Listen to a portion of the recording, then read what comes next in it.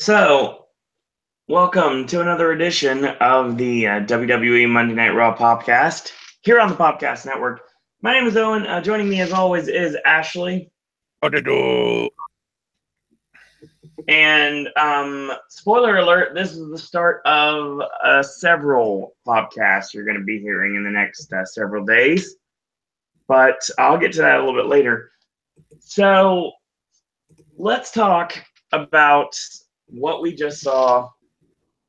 I know we're gonna get a little memento action right now. I want to mention just how much of an absolute beast Braun Strowman is. Good God. You may not think it was there, but I totally was. Braun Strowman literally picks up the artist formerly known as The Big Show, and he running power slams him through the side of the cage. Dream? He's the actual Velveteen Dream? Oh, God, I don't know. No way. And he running power slammed him through the side of the steel cage. Unbelievable. I said this numerous times, I was never all in on Braun Strowman. Now I am. That's all it took. It's just everything right now. It's just he's the real deal. He's got a heck of a personality outside of wrestling. From accounts that I can not personally talk about, but I know people that can. I will state that he's a very nice guy who deserves everything he's getting right now. And then there's Kurt Angle's kid. Oh my God. Then we have the artist who's not Pork Chop Jones. If he were, he'd be more over. Especially with that Jimmy Wang Yang style mustache.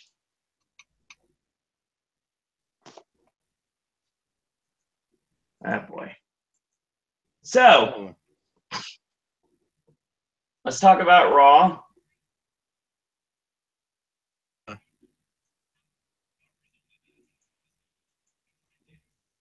Got one of those nights that I don't have to work the next morning, so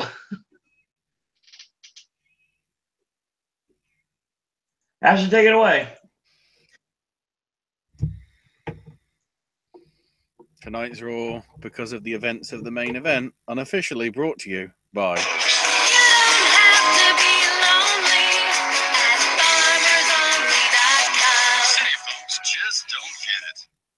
Country Strong. Country Strong, now coming to tender. Yeah, screw that Willie Nelson DVD. It's got the same title. So, we open up, as they advertised, with Mr. Cena making his way out, taking on Mr. Jason Jordan. And it was pretty good, I'd say. Solid match, really. A little bit on the loose side, to say the least. To get into technical terms. Mm-hmm. And for those of you that are listening right now, don't know what I mean when I say that. There's a lot of mat moves in this match that looked really light. We'll put it that way. Like the wonderful crossface that turned into basically an arm trap side headlock. Also seen as STF. Yeah, It became sort of like you're not really locking on the hands, are you? Let's lock my feet and let's hug.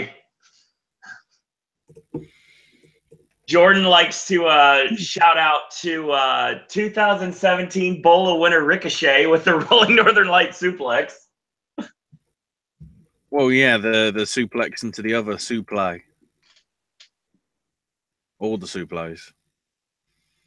And speaking of after all the suplex, the straps went down and then his shoulders went down to the AA. Because The moral of the story is never hit your finisher. I mean, that doesn't make sense, but there you go. So then John's celebrating, and Roman makes his way out, and then they go to commercial. So we come back, and they both have mics, and Roman says, you're a 16-time champ. You say you're dominant. How come it took you over 20 minutes to beat a rookie? And I'm going, if this was over 20 minutes, Roman, the show would have started before 8 Eastern. Just saying. If Cena's as good as he says he is, he'd have beaten him in seconds. Cena's simply lying as he always does, proving him right that he is a fake-ass little bitch. And John says, you trying to use your brain again after failing last week. And the fact of the matter is, I'm disgusted just by your face. Now, all you've got is questions. And then he goes, question to you is, what happened to your zipper? And Roman says, in actual fact, it broke. I'm a big dog. I'm like, Vince is going to be finding you. I didn't see him as Rhett Titus. I think Cena's honestly doing that to prove that Roman has got the ability to ad lib after all the cock ups last week. There's an irony of phrase. And Cena then goes, basically responds with like, well, it didn't matter if your zipper was open because I couldn't see any balls down there. And Roman even retorts back like, yeah, simple. You looking for balls? That'd be when the beach balls came out, but they've been banned. Exactly. So what Cena's doing is looking for those mistakes to bring his opponent down to size and get the win. And the only question in 3 weeks that Roman will be asking is how it all happened. The fact of the matter is, Roman hasn't earned a single thing in his career, and for that, Cena does not respect him. Jason Jordan, Chad Gable, even The Miz, who he despises, they've clawed their way to earn their respect. Roman can say all he wants about himself, whether he's the big dog or it's his yard. The fact of the matter is, these fans don't agree with any of it. And basically, is Roman going to come to his senses, or is he going to have to beat some sense into him? And Roman's like, now you're talking my language. Come on, then. Come on. Hit me.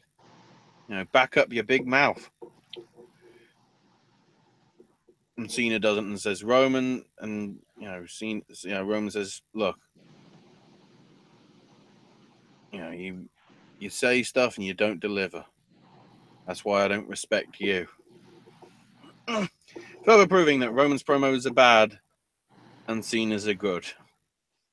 I think they're doing this on purpose, by any chance. Like, they're trying to see if Roman can basically sink or swim at this point. Testing him out a little bit with his durability against someone like Cena who can be a wizard on the mic like that. And to be honest, he's sinking. Yeah, big time. Going back, welcome Pedro to chat. He says it was a pretty decent match with Jordan and Cena. I think they're slowly trying to get up from the whole Angle was his father thing. Yeah, which makes sense given the fact that they showed the SmackDown clip. When Jason made his entrance, they recapped, 15 years ago, yeah, the SmackDown clip faced his dad. Yeah, the prototype.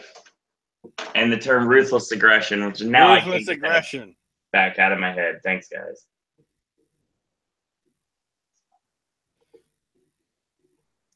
So then we got Dean and Seth on commentary, with Slater and Rhino already in the ring. Cesaro and Sheamus make their entrances, and they have a relatively bog standard tag match. Nothing spectacular, nothing atrocious. Really. Cesaro and Sheamus got the win. I can't remember how because I was busy working on some other stuff. I don't know whether Owen has any idea as to what happened. What do you mean? Cesaro and Sheamus, how they won. I'm guessing it was either Brogue Kick or Cesaro Yeah, it bursting was. one of their heads like a beach ball.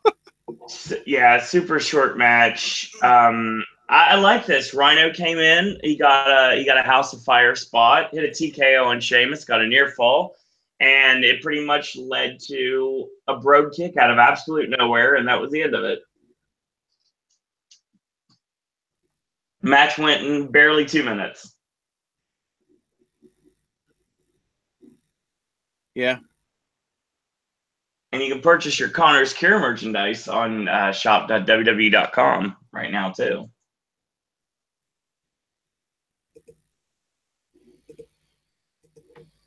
So, then they check on basically how Booker's been after missing last week because of the flooding, and they do a quick mention of the relief fund and stuff.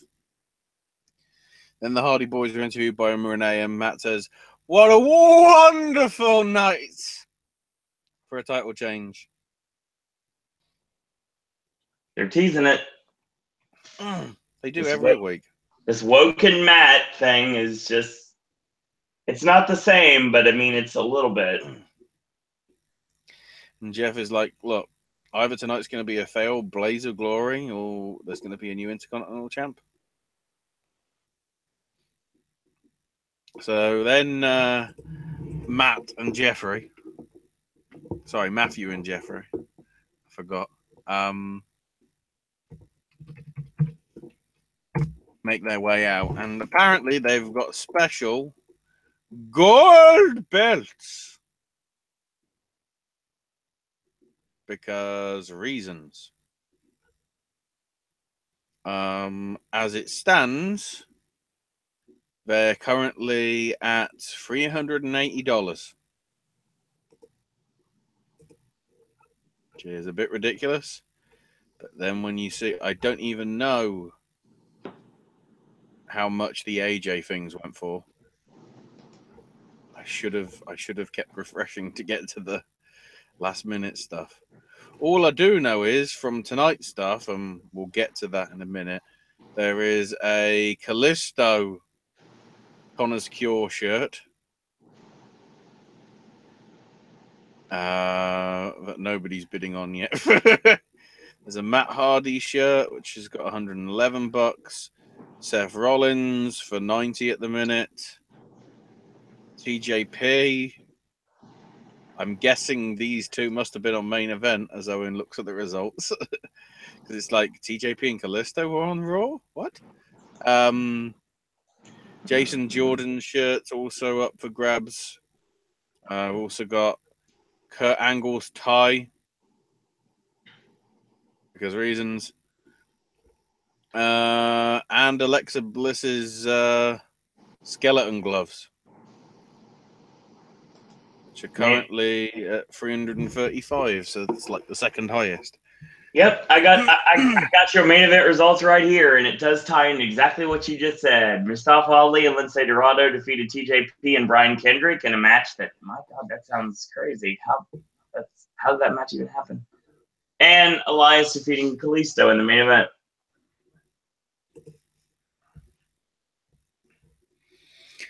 I mean, I would say nice, but not really. So yeah, I don't know how much the AJ stuff went for because it doesn't say. It doesn't, as soon as the auctions go, they disappear. So it's like, welcome, Logan. That's nice. So, the match itself with Hardy and Miz was pretty good, in actual fact. Yeah. You did have the inevitable interference, but thankfully, the ref ejected all of them. I mean, bar Maurice. So, yeah, Miz Taraj got thrown out and Matt. And, I mean, You could say there was partial interference because Miz was out. Jeff was going for a swanton. Maurice came in and sort of like grabbed Miz's hand and basically just grabbed it, didn't really sort of pull him out the way. And Miz, I guess, saw that as a signal in his dazed, confused mind and rolled out the way, so dodged it. But then we got to the end and Jeff went for the twist of fate. Miz reversed it into a skull-crushing finale and got a clean pin. What you'd expect this Which I match think is to an be. interesting. I think it's an interesting move because they could have easily healed the shit out of it. Yeah. But they actually went, no, give him his due. He's good to see.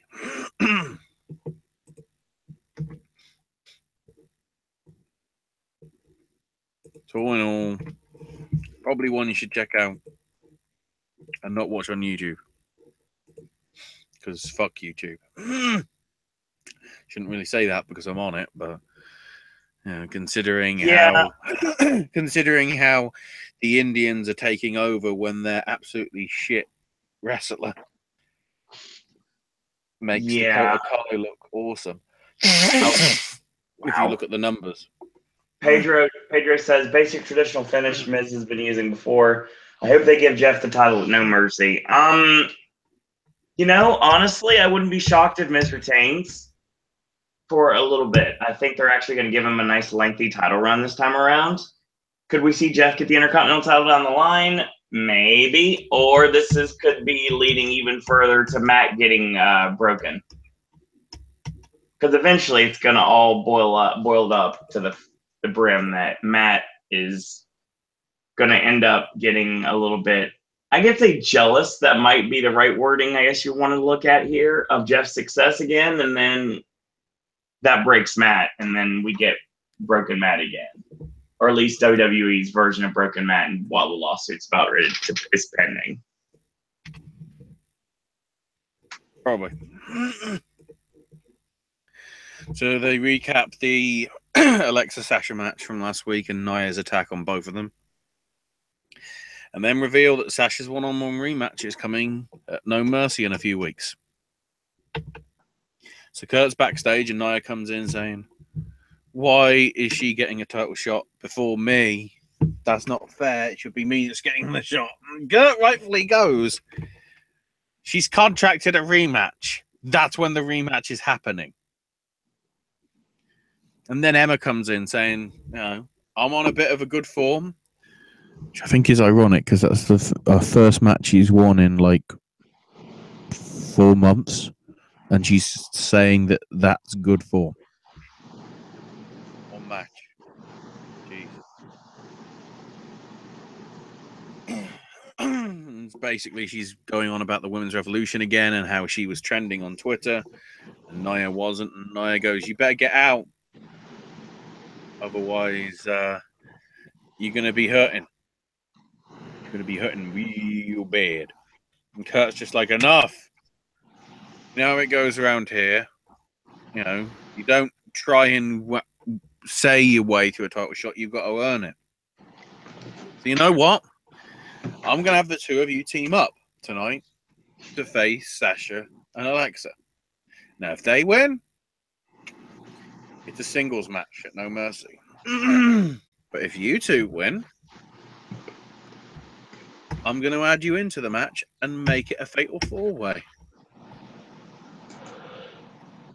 And both Emma and Nia seem pleased with this and leave. Then they have a video package highlighting how Braun and Big, that's their first, yeah, his first name is Big, isn't it? Not Paul or anything, is it? No, I don't think they reference that much anymore. Big and Braun destroyed the ring. So then we get Drew Gulak, Noam Dar, and Tony Nese in the ring, ready for apparently a rematch from 205 Live. So they recap with highlights. So Enzo makes his way out with Grammatalik and Cedric, and Enzo does his usual entrance promo and says, look, controversy follows me everywhere, but you know what? Controversy creates cash. So the fact that he's on 205 Live now, the brand just got a lot more lucrative with him on there.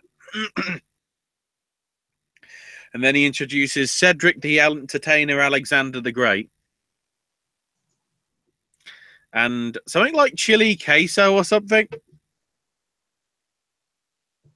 Yeah. I'm sorry, I tune out with Enzo. I just do now. He called Drew Gulak Captain Underpants. Well, yeah, he said Tony Nese got fired by the Chippendales. Gnome, get your dome bashed, da. And apparently, according to Grammatalik's whisper, Drew Gulak is Captain Underpants. He's not even fucking bald. Or at least balding. Like bloody Captain Underpants is. Has he not seen the movie? Anyway, soft or something.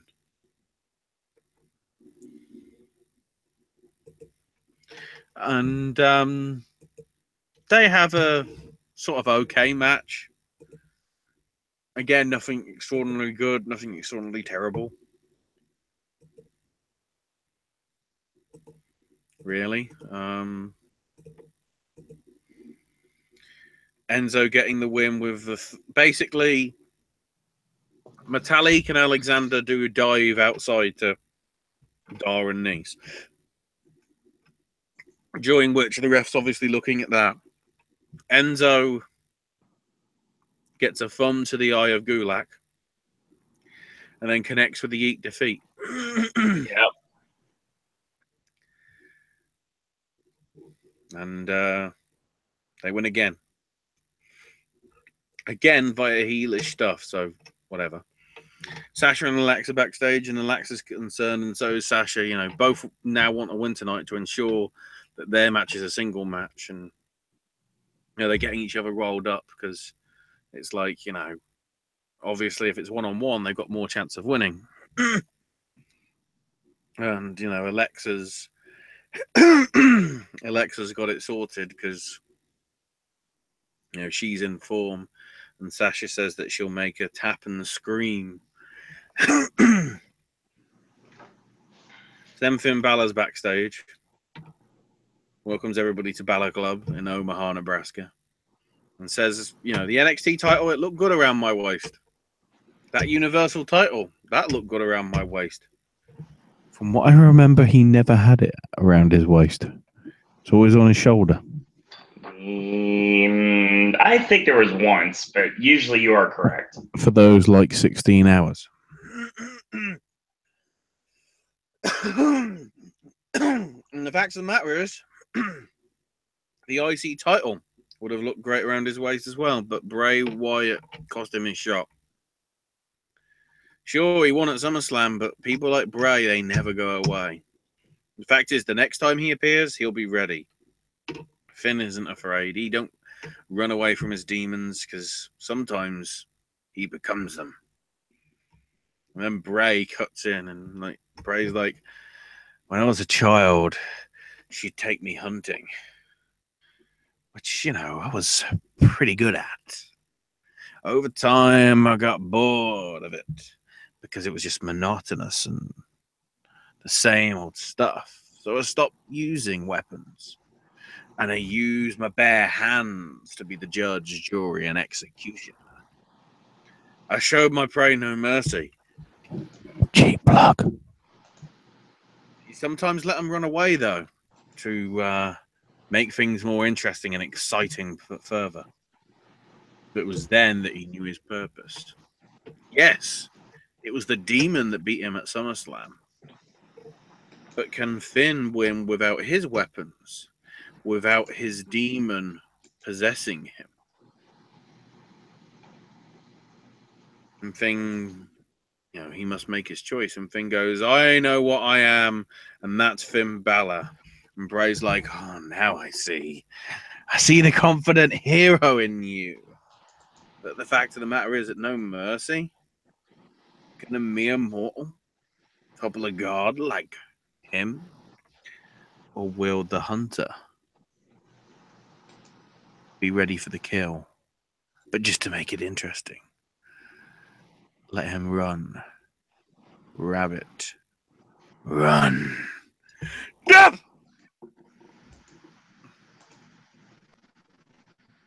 Damn good promo.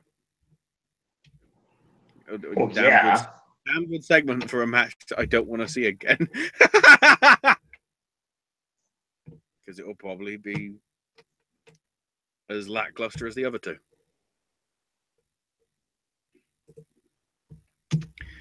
So next up, the women's tag match.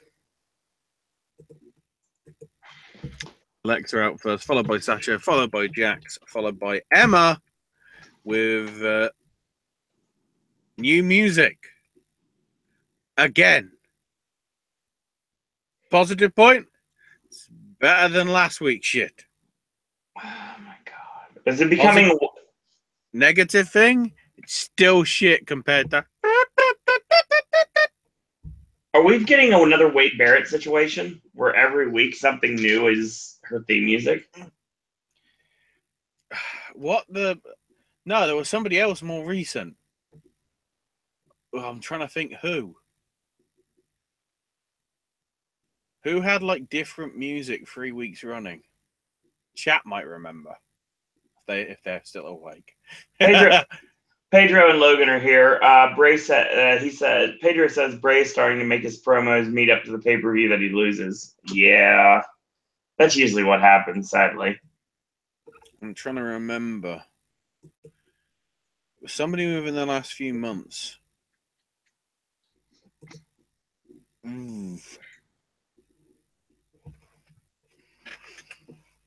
Wasn't Emma, wasn't Bailey, wasn't trying to think of somebody that's had their music changed recently. I'll probably have to look at a list of WWE people and try and trigger it in my head or something. This was not too bad a match, really. The interesting storyline is, though, what came down to the end. So Nia hits the Hogan leg drop off the ropes. brother. Because that's what she does. But when she hits the ropes, Emma makes sure to tag herself in. So Nia connects. Emma runs in and covers Sasha. Nia's like, what? And the ref's like, she's the legal one. She tagged in.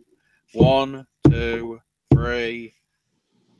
Your match at No Mercy is now a fatal four-way because it's always got to be a fucking multi-person match. And then after, Nia didn't appreciate the fact that it was her win and Emma actually gets the pinfall, so she sort of gets the W by her name. So she beats the crap out of her.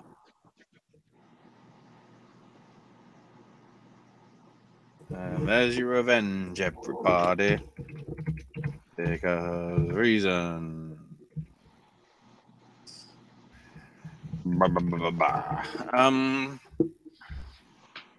Literally now trying to go through the list of people who's like, is it them? Is it them? Wasn't them, wasn't Brock, wasn't Cesaro.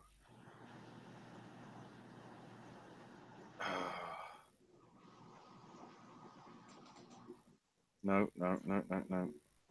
Was it No, it wasn't Callisto, was it? Do not believe so.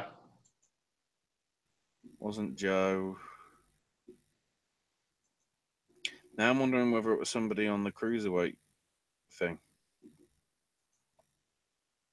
Or whether it might have been one of the women. I can't even remember. It can't be because they all have recognizable stuff.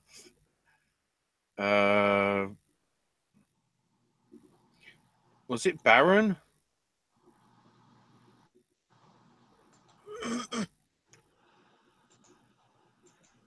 I'm not sure. Whether it was Baron and whether it was the Usos or I can't even remember.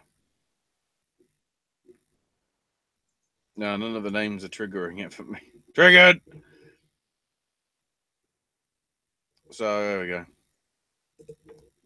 It was somebody that had God knows how many music changes in God knows how many weeks. So Renee's backstage with Braun, asking him about the steel cage match, and Braun goes, "What is Kurt thinking? Locking me inside a cage tonight? It's a recipe for destruction. Now, sure, tonight could be a toll from me, but the fact of the matter is, why isn't Brock in a cage match? So he has to suffer what he might have to deal with. And no doubt there'll be a message sent tonight to Kurt Angle, the Big Show, and most importantly, Brock Lesnar. No matter where I go, destruction follows."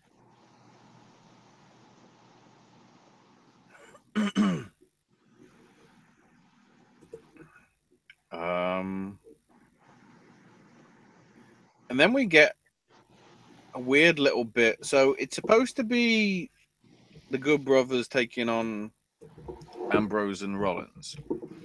Except during the commercial, or when we come back from commercial, Sheamus and Cesaro are basically getting up in their faces and sort of confronting the Good Brothers as Dean and Steph are making their way out. So it's like, okay.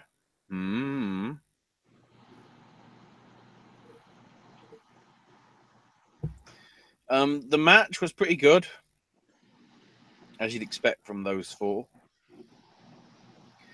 Sheamus and Cesaro did try some like distraction interference stuff, but if anything, it probably distracted the Good Brothers more because Seth rolled up Cole to give the champs the win. Obviously, it was non-title, but you might as well say the champs rather than the Good Brothers. So then afterwards, the Good Brothers throw Sheamus and Cesaro out the ring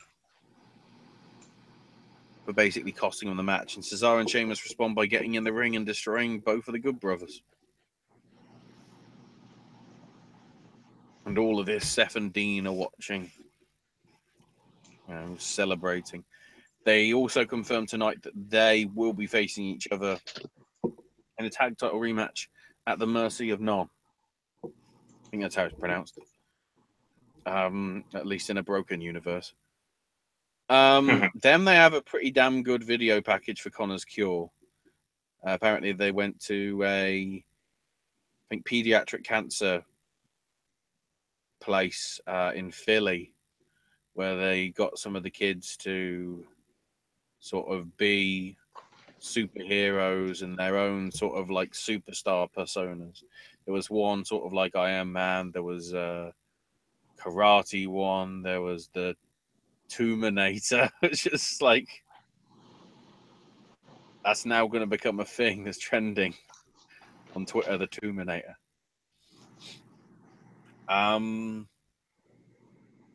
Just a nice little thing, and then they plugged the whole Connor's Cure thing and all these bits that are going to be available for auction over the month, raising money for the Connor's Cure stuff and other pediatric cancer charities. And then the camera moves from the commentators to the ring and to the cage above it, because the main event is next. So then they recap the Cruiserweight match from earlier, and Enzo, Metalik, and Alexander chatting backstage, and Enzo's like, "We better celebrate on the town, get some nice juicy steaks in us." And Neville's just coming in, slow clapping. And Neville's just like, "How proud you must be in your victory." And the faces don't appreciate it. And he goes, No, I'm not here to cause ill will. I'm actually here to bring you good news. With that win, you've all earned a spot in a fatal five-way match tomorrow night on 205 Live.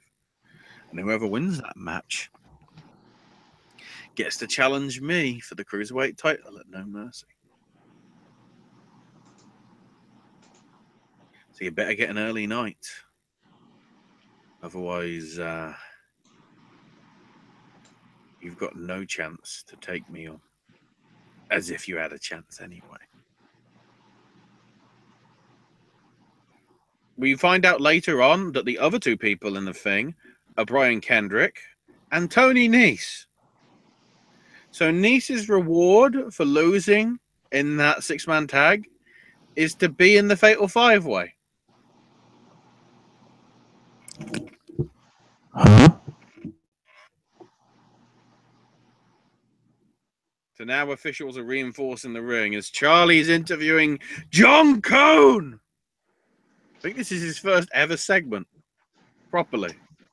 Yeah, I believe so. Other than in a paw of the Southern variety. Paws of the Southern Wild. And they recap the fact that he leant on the ropes to try and get his balance when the superplex happened. And the fact of the matter is, he dared when that happened. And he didn't expect the ring to break. And this time, the ring crews ensured him that it shouldn't be happening, because before this, they show them like basically putting steel girders underneath the ring to make sure it don't collapse. But, he ain't hedging his bets. And the fact of the matter is, he's just going to stay out the way of both of them. And then Renee interviews Big Show and says, look, sure, I haven't faced anybody as dominant in my 23-year career as Braun. But the fact of the matter is, I've been in a damn load of cage matches, and he's never been in one. That's why the experience will lead me to walk out victorious. Braun talks on social media how he's going to put me out to pasture. The only way he's going to put me out to pasture is if I'm broken. Delete! No. Nobody in the past 23 years has been able to do that. And the cage is lowering. And the match is coming up. Oh. After the break. As the lead came out of my bloody headphones because I went too far back to do the after the break. LOL. So Big Show's out first, followed by Braun. And the fact of the matter is, this was a damn good match that didn't deserve to be on a Monday Night Raw. Exactly.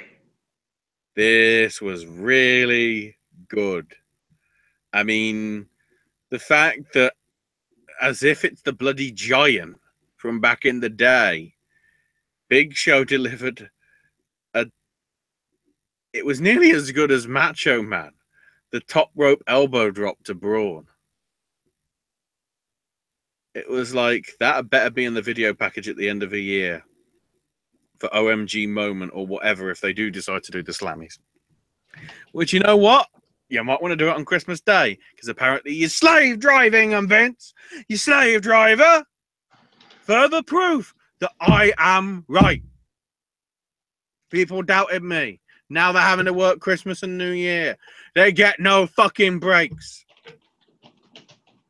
How beautiful it is. I find it lovely as well, but this news comes out right on the eve of the fact that the Raw brand's going to New Zealand and Australia, and the SmackDown brand is going to Hawaii, Japan, and China next week. They're going to be jet-lagged as fuck. And the great thing is, that's the go-home show for Raw. And they're going to be jet-lagged as fuck. That's going to be brilliant, isn't it? Not. Yeah.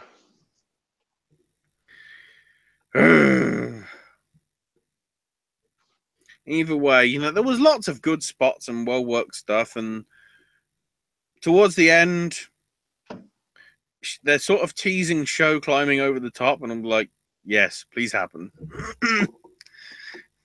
and he does a jump off the top, and like, oh my god, the ring actually breaks for real. But Braun stops him, superplexes him from the second rope, a la the last time. The ring didn't go or anything. The crowd sort of booed that because they wanted to see. They wanted a no contest, apparently. And then Braun followed it up with a running power slam and got the victory.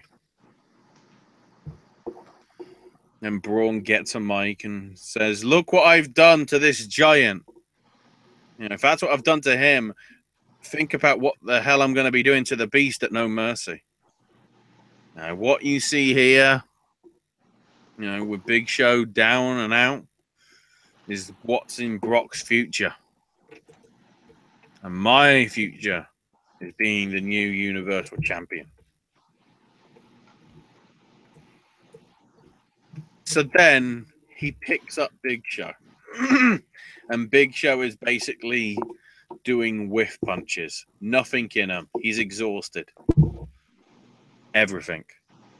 And he shouts at him that, "I'm putting you out to pasture." Puts him up on his shoulder. Hits the running power slam into the side of the cage. The cage wall gives way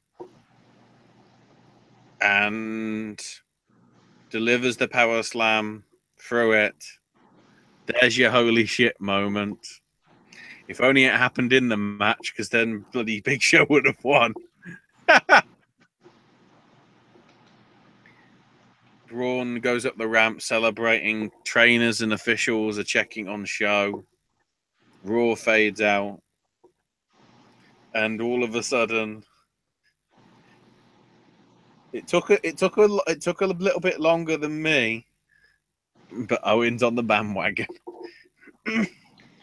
Yeah, finally. I mean, okay. We got a lot of things to get through in chat in a minute, Pedro. I'll get to those. My apologies. So I will state right now that this takes me back to a house show I went to during the run of Goldberg. I was never a Goldberg fan. I went to the show. Ironically enough, the match involved the Big Show. So this is how things work, I guess, to get things over in my head. I said everything about Big Show, about Braun at the beginning of this podcast, and I'll stick with everything I said. I'm sold. I'm 100% all in. He is, from what I've heard from friends of mine that got a chance to meet him last year, he is a really nice guy that deserves everything that's coming to him. He listens in the ring. He is definitely trying to get better and better, and that is showing improvement every single time you see him in the ring. And his character is somebody that you could push to the mood. And they're doing exactly that right now. And that works. It didn't work for me until right now, but and you're not going to sell me on Roman, sorry. I wasn't even bloody trying to, son. So that's a lost cause. Pedro says, that's what I figured they were going to do, try to tease up to this point and try to build Nia Jax as the big bet in this rivalry. Do you think she's ready or she needs to be built a bit better? I really think Nia Jax is a lost cause. She seems nice enough. It's just, if we get within these next 2 weeks that she fucking injures somebody again, yeah, mark her card. I mean, she's not on bloody cunt face levels. And that sense. That only makes sense if you listen to Wednesday. So in case you don't, elaborate the star that may or may not be sexy. But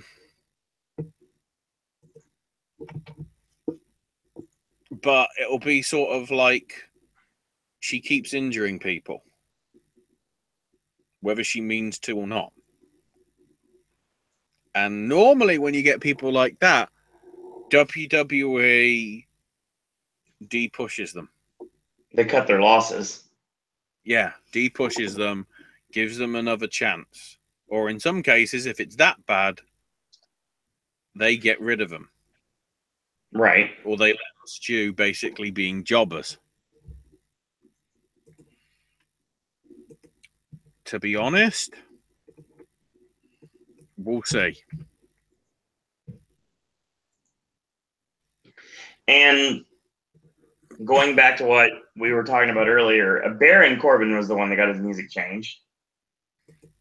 Yeah, well, I know it got changed when he did the thing, but there was somebody that came out to like different. I might be getting it confused with Nia Jax in that she had a different finisher every week.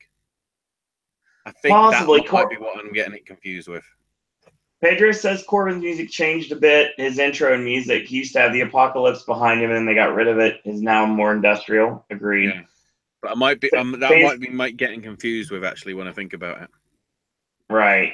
Pedro also says fans can't get enough of cruiserweights in 5-way matches, and Actually, Braun if and you Big think Show. about it, other two 5-way matches that they had to crown contenders were really, really good. Right. So, I don't know whether that's a tongue-in-cheek comment, Pedro, but normally Fatal 5 matches are good. The problem is this match has Enzo Amore in, which, let's be honest, he wasn't brought in to be a cruiserweight. No. He was brought in to be a tag team, but Vince McMahon likes big sweaty man. So There you go. that tag team had to bloody die. So, like I said, Big Show and Braun could have been a good pay-per-view match, and I'm sure it will be. Pedro says, yeah, I love them, and that's what I meant about Enzo, and I hope that Rosemary is all right. Yeah. We go back to the Wednesday show if you want to hear about what we thought about everything. It's pretty much the beginning of the show. From everything that I've heard, she is all right. There is nothing to worry about anymore, thankfully. No. Big issue, however, is the fact that Sexy is now making some very interesting statements. So I guess I'm going to save that reaction for a video. Probably. Yes, because this Wednesday I will not be in attendance because I will be at Animal Kingdom with John Paul. So DVC calls. That also means that Ashley is going to be bringing you the wrestling wrap-up videos starting early for the month of September, October, and leading into November.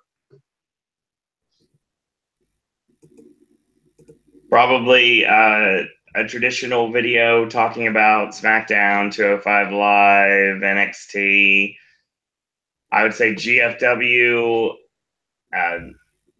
maybe Lucha, maybe WCPW. Pretty much the whole Wednesday show and a bunch of indie results as well on a second video as well. I'm not sure the order it's going to be because I'm thinking I might do the indies first and then the mainstream stuff because then it gives me actually a chance to react to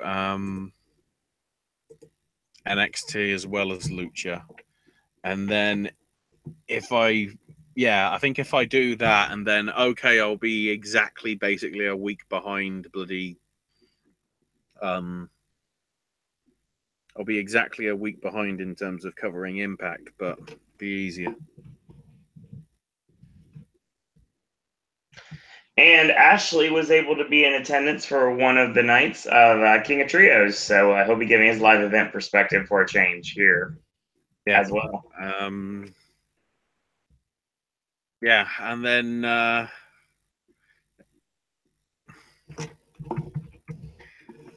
guess the other thing to say as well, before I even think about it, there was one guy next to me.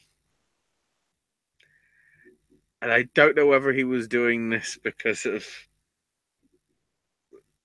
things on the internet. But every time the bad people came out, guess what he did? Oh, no. Abu! It's like, what the? No. I get Boo. Why are we doing the bloody Abu thing? Ugh. It was annoying as hell. But I was willing to deal with it because I saw some damn good wrestling. And beach balls. I know all about annoying and obnoxious crowds. And it cleaned out my money, but I actually bought on DVD the entire 3-night weekend of the Dream Tag Team Invitational, including a little match known as British Strong Style taking on the Elite.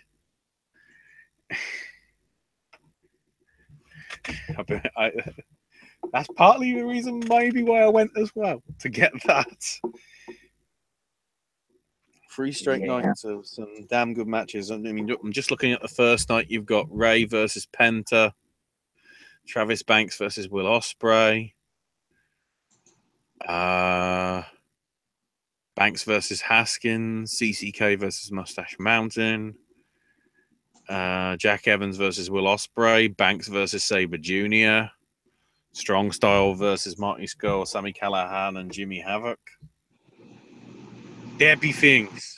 Oh, and also the last indie appearance by a certain Nixon Yule, from what I remember, when she did a crazy bloody backwards moonsault, but everybody lost their shit on. All right. So we'll be talking about that and less, plus more. Somewhere down the line. Getting a lot of Ashley on the network this week because I'm going to make the announcement right now. Days to be announced. Very well could be tomorrow.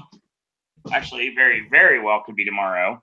Sometime we will be doing something special. Now, everyone knows about our award coverage here on the network. With me moving here to the wonderful state of Florida, I am unable to be there with AJ, or AJ's unable to be here with me for us being in the same room and Ashley being available via the magical powers of Google Hangouts.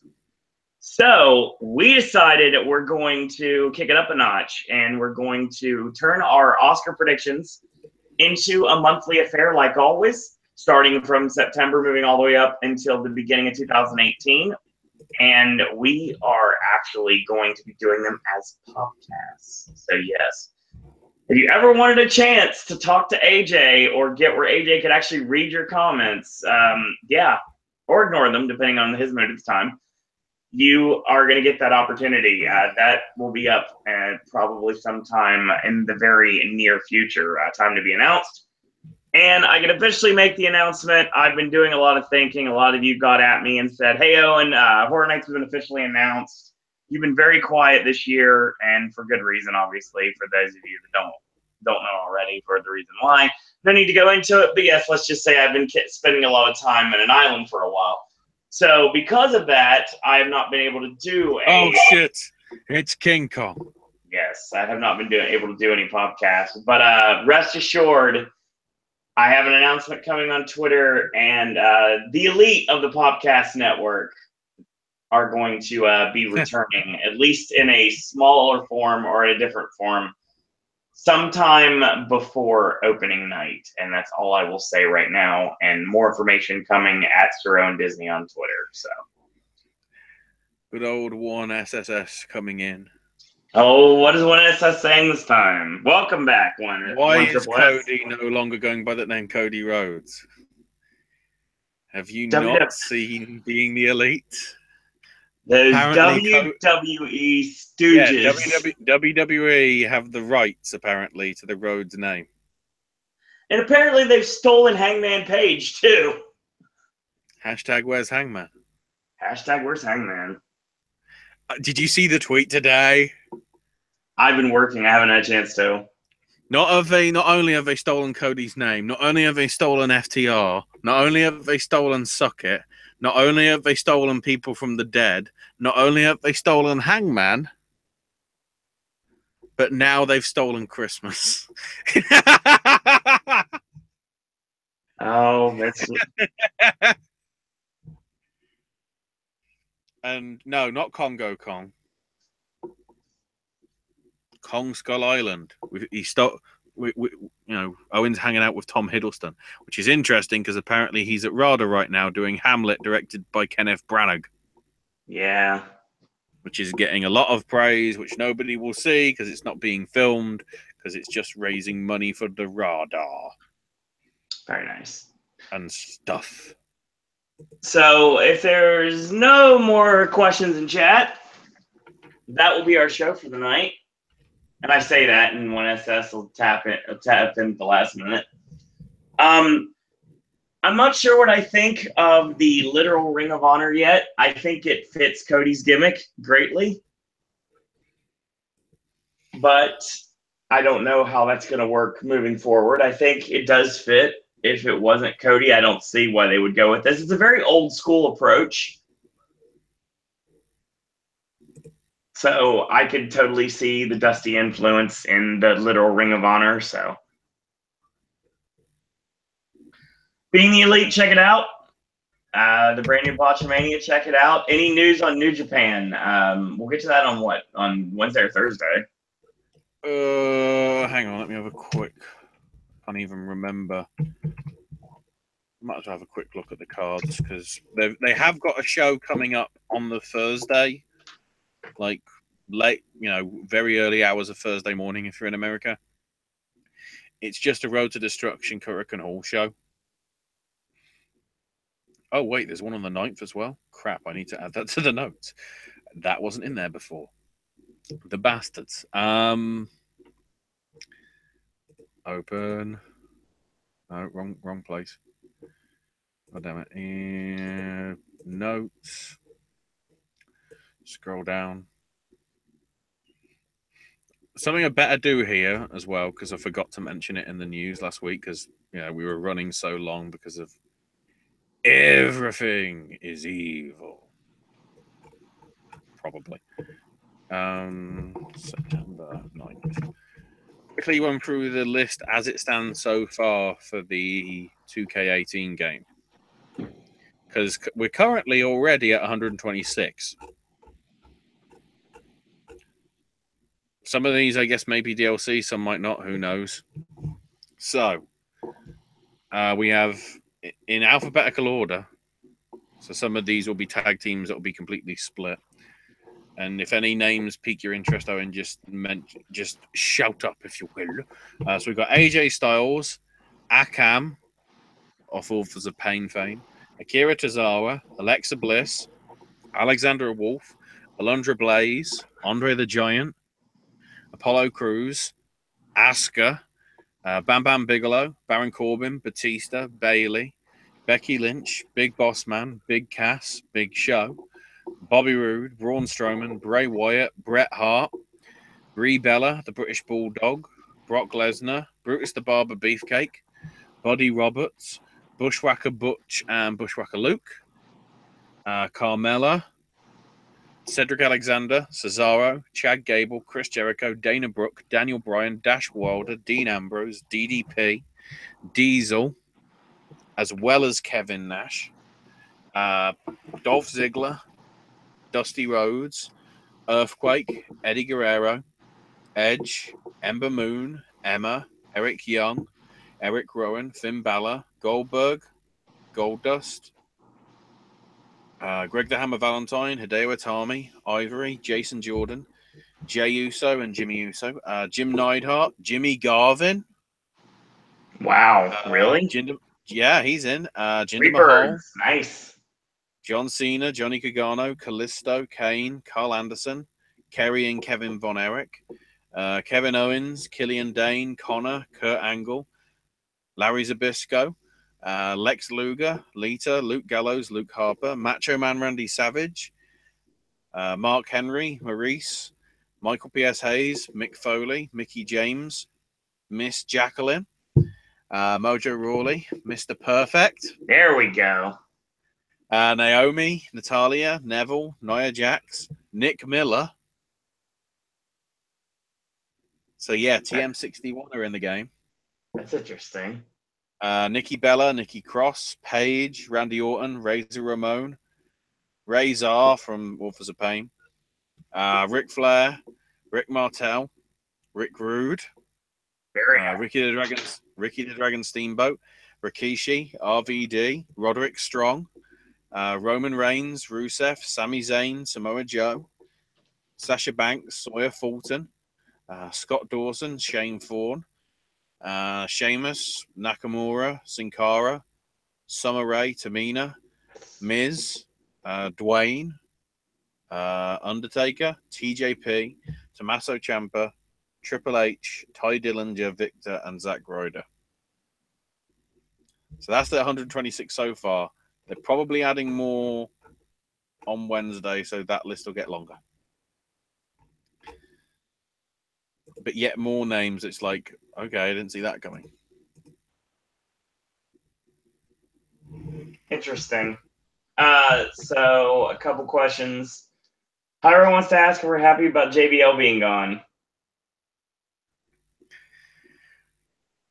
Well, the fact that we know that Corey's replacing him, at least in the short term, yes. If this somehow means that David Otunga's coming back, come back, JBL. I forgive you. Even though you were a bit sort of disableist to Mora. Then again, who the fuck's going to be on Bring It to the Table? Please tell me he isn't going to be on that show anymore. Please. Please. Please. Please. I keep saying please.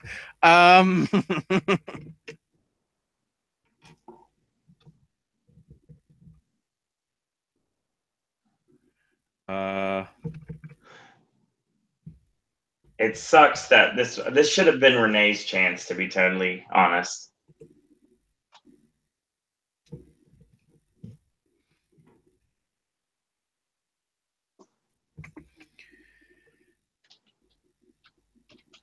So there's a question in chat from 1SSS.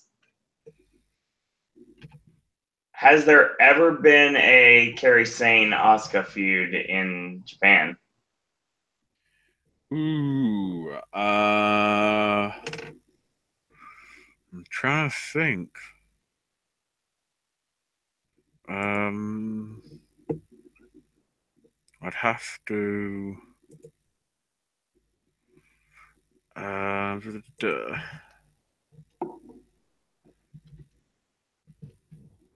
Let me check on the cage match to see if there has been. Maybe not. I'm looking at her wiki right now, and I'm not seeing any Kana on here. I'd have to look. I don't believe they were in the same promotion though.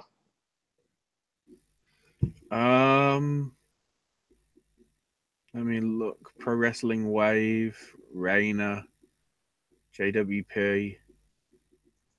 No, actually, looking at it, I don't think so. Yeah, I don't think she was ever in. Was Kana in Stardom at any point? If she wasn't, there was no chance that they ever faced each other. Right.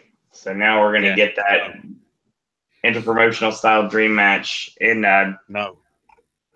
WWE. The thing is, you can't have it happen because Kana is not going straight up to the main roster. No.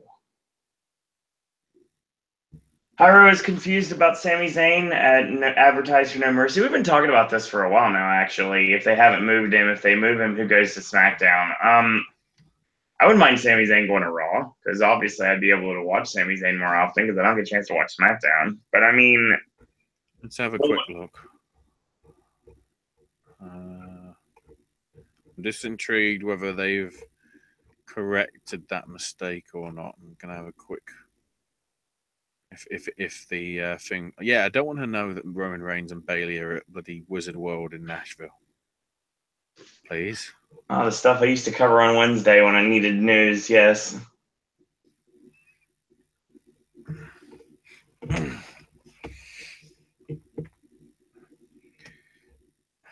Wow, it's not even loading on me. It's being a bitch. Thanks, American Express commercial. one at Triple S. I know you're not doing a live stream for Triple G and Canelo. I'm sure Ashley will talk about it during I one of the think Wednesday shows. I might cover it depending whether it gets any good. Ashley will be covering it. The interesting thing as well with that is it's running same day as CMLL's anniversary show, which could be more interesting in all honesty.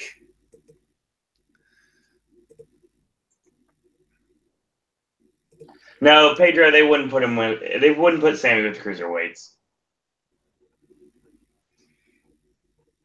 Let's have a look. WWE No Mercy. Pedro says, I guess they really gave up on Morrow. It seems like he's doing well, though, with his commentary in the boxing world. Yeah. Keep in mind, if they don't have that much confidence anymore in Tom Phillips, yep, they could totally move now has a way in.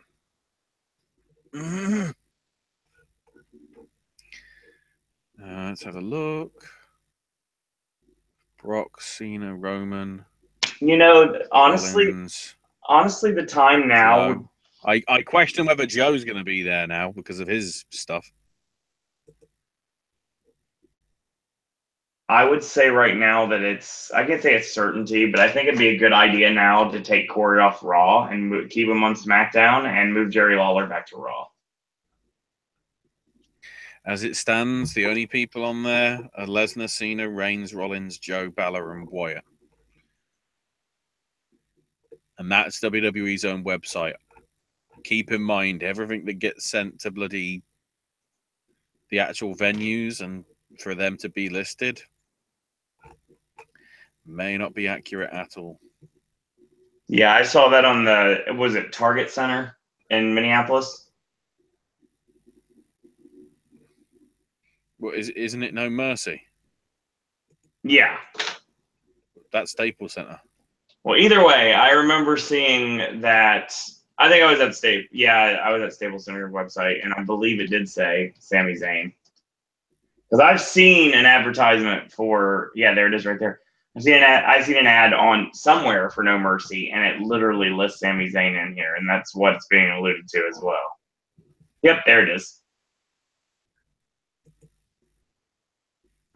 Now I'm having to go to the Staples. There we go. It's No Mercy. Pedro says even though Lawler could be questionable, he really does keep you interested in what he says. Like to have somebody that was comfortable listening to calling the action. David Otunga is god awful as a commentator. They need to find something for him to do, but a pre-show panel works great for him. He's a great analyst, but he's terrible at calling the action. Yeah. Hyro asks, who are the other two in the Fatal 5-Way tomorrow? Brian Kendrick and Tony Nese. Okay. So yeah, Logan, I think Corey's going to stick on both too, honestly. But I mean, I would like to see them do something. My only concern is, what the shit does he do at Survivor Series? Yeah, it's going to be weird. Because if it stays as it is, technically Corey will be doing 6 hours. And this also moves Nigel to 205 Live. That's another thing that was also mentioned today, too. Yeah, Nigel's going to be on for the 5-Way tomorrow. Yes. There might be a reason for me to watch it now. as nice as Corey was on there and everything, Nigel's on it. Nigel's on it. Hashtag bring Pope to SmackDown, says one SSS. I mean, he's been there before. Yeah. And as long as the mathematics is better than what GFW is offering in terms of the mathematics, maybe. Then again, if they go Elijah Burke, most people that are watching WWE will go who? Right. Because keep in mind, the viewership of Raw is like 3 million. The viewership of Impact is 300,000. If you allow for the fact that everybody that watches GFW also watches Raw, that's only 10% of people that are going to remember who he is. And then even less than that, they'll probably remember when he was Elijah Burke in ECW. So, I mean, this might sound heinous and everything. We'll find out when I talk about it Wednesday or Thursday or whatever. What if the color commentator was Dolph Ziggler? Wouldn't be shocking. You know, if Corey Graves has learned, if you want a job for life, become a commentator. Punk was so close to it. And then now he wants to go wrestle again. Because those weeks that he was doing the commentary on NXT, I think, was it that? Mm-hmm. That was really good. Oh, yeah. Some gold there. And if you want to go back to that. We know Dolph is good on the mic, which is one of the keys to basically being a good color commentator. There's nobody else I can think of that would be, other than him, that would be good as sort of the heel to bounce off the face commentator. I definitely see your point. If he wants to transition, he certainly can. Well, obviously, I could think of somebody off the top of my head, but he's already made the statement that he's not going to do commentary for WWE. Hyro says, do you think they'd get Jay Lethal there, considering there was rumors that Triple H wanted him? Keep in mind, the issue that they have with Lethal, as with all Ring of Honor people, is Ring of Honor. Yep. Because they're willing to sue the shit out of anybody for pursuing them. Because it seems only in wrestling can you actually have a 90-day no-compete clause and a no talking to anybody clause. Yep. That's why it took so long for Adam to disappear off the indies, or in some universes get murdered, and then show up on NXT takeovers and NXT tapings that Owen attends. Yeah. Then again, you know, I never thought I'd see the day again that I'd be able to go to a show that's going to be publicly distributed online. With Pete and Trent and Tyler again. But turns out, I guess WWE likes Shikara, which makes sense considering Drew Gulak and God knows how many other people that have been in there that have been in Shikara. Well, on that note, unless there is any further questions in chat, I do want to. The NXT taping spoilers, yeah, we covered that because Owen went to them on Wednesday's thing, so I certainly catch up back to that. Might actually get to a point where if I can be asked, I might try and make sort of notes in terms of timestamps. So if you just want to skip to a certain show, I might put it in a la sort of AJ's movie reviews and whatever. Yeah, to be totally honest, I would love timestamps, but those shows are so long; it'd be so hard for me to do. I might be able to. I might be able to do it because obviously I'm doing because I'll be recording it and have a time sort of on screen. Whereas obviously with a live thing, it's like you've got to go back then when it's processed and then say when we talk about it then. So yeah, it might be making a temporary appearance, the timestamps for the wrestling stuff, but we covered that last week. I am thinking of doing a separate video just covering the Mae Young Classic 8 episodes when we get to it at some point, because obviously next Monday we're good, aren't we, Owen? Next Monday? Yeah, the 11th. That would be the last one that I actually can. Well, no, it's not the last one. It's one of the last ones. September 11th. Yeah, we're good. Okay.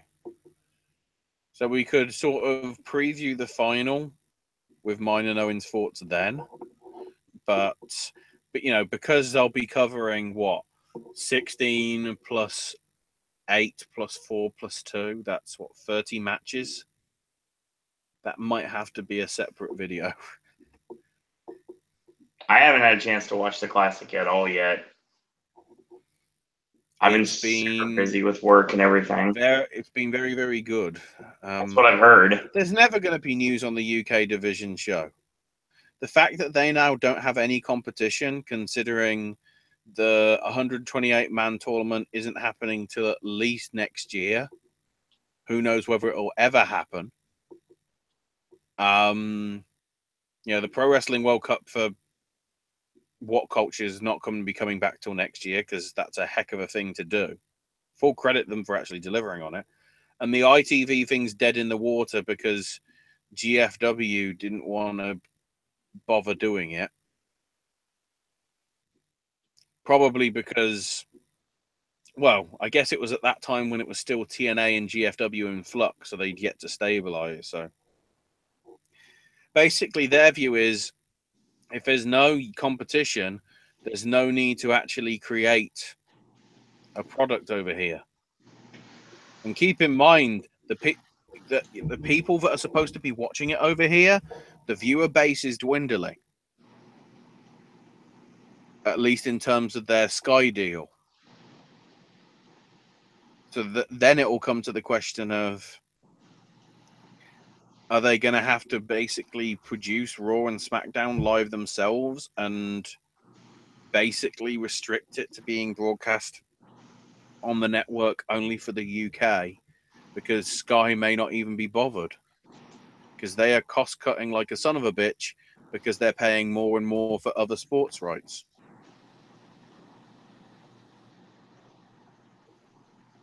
That's the dilemma that they've got there.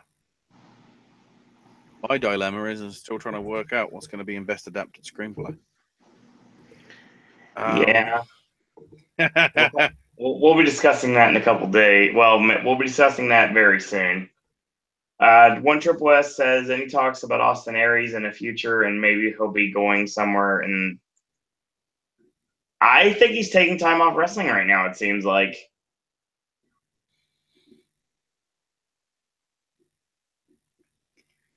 Yeah. Could I see him going back to GFW? Maybe.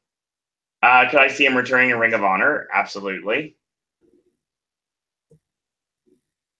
I mean, I'm surprised he hasn't shown back up at Ring of Honor, to be totally honest. Like maybe Cody retains a Death Before Dishonor, and then next thing you know, here comes some familiar music, and Austin Aries confronts him in the ring. Whoa.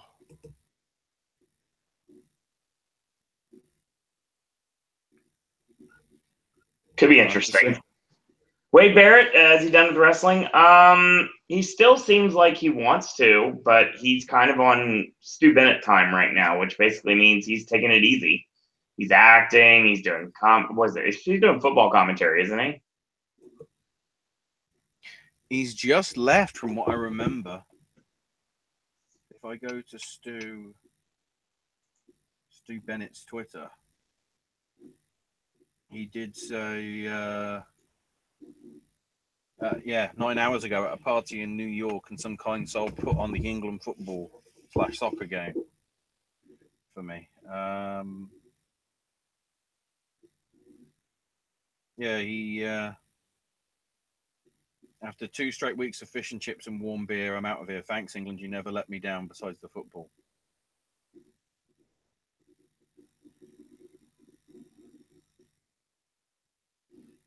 LA in a few days for Stu Bennett. He was a talent agent, apparently.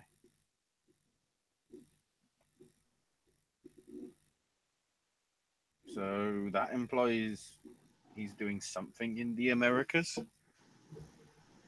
Maybe.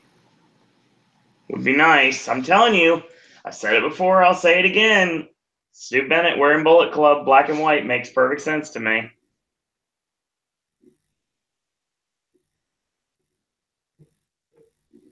We'll have to see. Favorite Kurt Angle match in the Indies?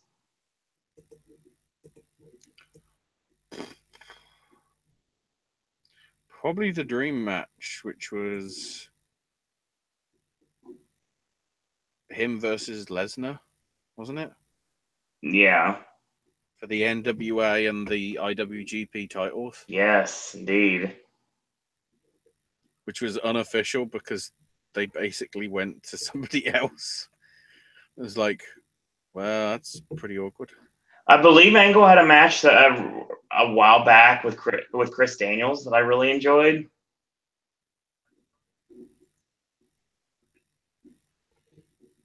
And the matches against Cody, the ones that I saw were really good. Yeah. There's some good ones there for sure. So. Well, thank everyone for joining us tonight. One Triple S, Hyro, Pedro, and Logan. Thank you all for joining us tonight and chatting it up with us in chat. We'll be returning to a podcast format this Monday night for another Monday Night Raw Popcast. Ashley will be bringing you the wrestling wrap-up Wednesday and Thursday this week. And get used to that, of course, because it is literally a week from, it is now Tuesday. It is a week from tomorrow that I will be experiencing Halloween Horror Nights 27. So, needless to say, it's going to literally take over my life. So, wrestling will take a back seat on this network for a minute, but we'll still be getting constant Ashley videos. So, if you like Ashley content, you're going to get a ton of it in the near future. So. Oh god, I've just realised that. Shit. And of course, Ashley's going to be bringing you also his part of our triumvirate for the Popcast with the Oscar predictions, which are going to be starting. So those, there'll be a link that's going to be tweeted out, like giving you like minutes to be able to log in, to be able to join us live. If not, you can leave comments on the video and we'll read the comments. And if they're preferable comments and not mean comments, we will totally put them up so everyone can see them. So, but I can assure you every one of them will be read. So that being said, Ashley, where can we find you on social media? I am on Twitter at Ash is my name UK. Nearly forgot my own name. That's bad. It's a late night, man. No worries. So that's going to be your show. Follow me on Twitter at Sir Owen Disney. Oh, wow. Long day. Follow me, Sir Owen Disney. Blah, blah, blah, blah, blah. I'm tired. Sorry. Halloween Horror Nights coming up. Obviously, next Friday is opening night. So, yes, a lot of stuff coming up. Yes, Logan, Agent 27, baby! I will see you out in the fog, good sir. I cannot wait. And don't worry, the elite of the Popcast Network will be back between now and opening night for our Popcast talking about the event and the full reveal of the event. I can officially say that. Can't say exactly when yet, but I can say it's coming. So, yes, that's going to be information for the near future. Same with the time of the Oscar Popcast. If you'd like to be joining us live, it's going to be during the day. I can assure you that right now. So it'll probably be an archive video. So check those out if you're into our award show coverage. Follow the network at Popcast Network. Check out our Facebook fan page. And I swear eventually I'm going to update. It's at Popcast Network. And buy your Bullet Club merchandise from Hot Topic or from Pro Wrestling Tees. Check out Being the Elite. Check out the new Botchamania. Check out your local wrestling show because you never know who you're going to see at these shows, obviously. And as always, in a world where there are a billion wrestling podcasts, we're very pleased that once more this evening you've chosen a Popcast. I want to thank everyone for watching. Thanks, everyone, for listening. Remember, always be excellent to each other. And until tomorrow, boys and girls, that's all we got to say about that. Dash jumped off a bloody castle.